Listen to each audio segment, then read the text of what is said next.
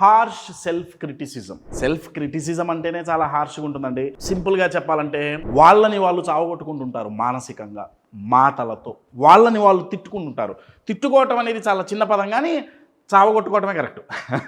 ఇప్పుడు ఇది ఎట్లుంటుందంటే, మనందరం తప్పులు చేస్తాం కదా, తప్పులు చేయకుండా ఎవరు ఉంటాం కదా. సో తప్పు చెయ్యంగానే ఈ సెల్ఫ్ క్రిటిసిజం ఎలా ఉంటుందంటే, నువ్వు ఇంతే, నువ్వు వేస్ట్ గాడివి, నీకు నేను ఆల్రెడీ చెప్పా ఇది చెయ్యొద్దని, అయినా చేసావు. అర్థమవుతుందండి? మరి కశ్యప్ తప్పు చేసినప్పుడు మనల్ని మనం తిట్టుకోకపోతే ఎలా ఇంప్రూవ్ అవుతాం? మనం తప్పు చేస్తే ఇంప్రూవ్ అవ్వాలి, మళ్ళీ ఆ తప్పు చెయ్యకుండా ఉండాలి అంటే ఆ తప్పు ఎలా జరిగిందో ఆ ప్యాటర్న్ కనుక్కొని అది రిపీట్ చేయకుండా ఉంటే సరిపోతుంది కదండి. మనల్ని మనం క్రిటిసైజ్ ఎందుకు చేసుకోవాలండి? అప్పుడు మిమ్మల్ని మీరు క్రిటిసైజ్ చేసుకోవటం వల్ల ఆ తప్పు మళ్ళీ రిపీట్ కాకుండా ఉందా? మీ మొబైల్ పాడైంది అనుకోండి, మీ మొబైల్ పాడైతే ఆ మొబైల్ని బాగు చేస్తారా, శుద్ధి పట్టుకొని కొట్టి పగల కొడతారా? ఎందుకు పని చేయట్లేదే దరిద్రపు మొబైల్ ఆయన పగల కొడతారా, లేకపోతే బాగు చేయించుకుంటారా? బాగు చేయించుకుంటాం కదా.